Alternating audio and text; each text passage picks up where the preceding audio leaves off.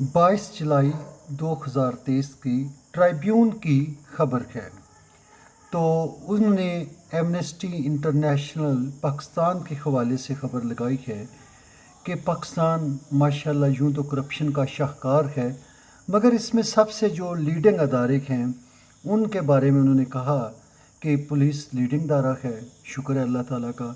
उसके बाद उन्होंने टेंडरिंग एंड कॉन्ट्रैक्ट का अदारा कहा।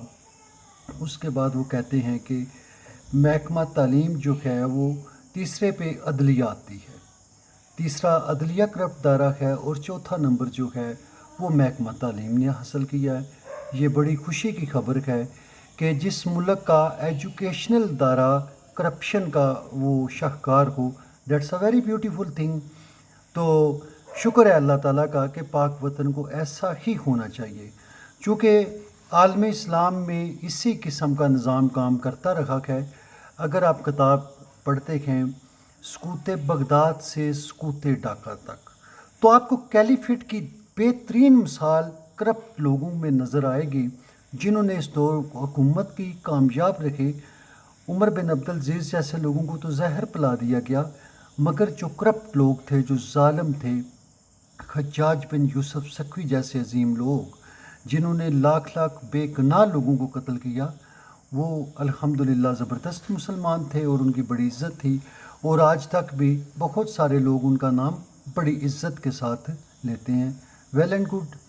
तो करप्शन में अल्हम्दुलिल्लाह हमारा मुल्क जो है वो बहुत कामयाब है, मगर इसमें इंसान को बहुत सोच समझ के हाथ डालना चाहिए। करप्ट होने के लिए इंतहाई ताकतवर, जालिम, मक्कार, अय्यार, कमीना, दगाबाज किस्म का इंसान होना चाहिए। अगर कोई करप्शन करता है, कमज़ोर आदमी है, तो वो समझो उसको वतन अज़ीज़ में मट्टी बना दिया जाता है, उसको तोड़ के रख दिया जाता है, उसको ख़त्म कर दिया जाता है।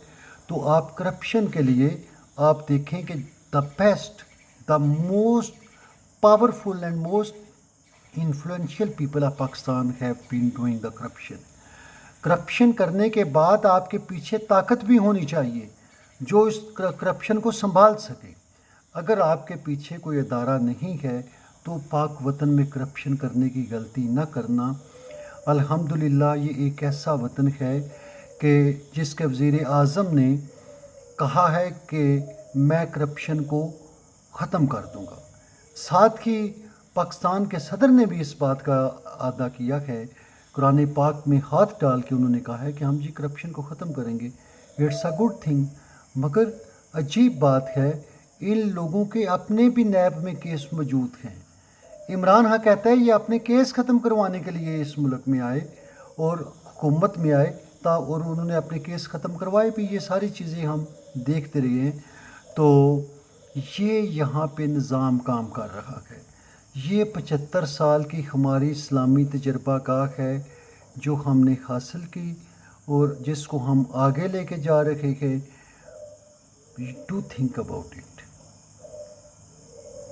डू थिंक अबाउट इट कि हम लोग कहाँ जा रहे हैं और क्या हमने करना है। This is our land, this is we. सोचिएगा। Thank you, have good time.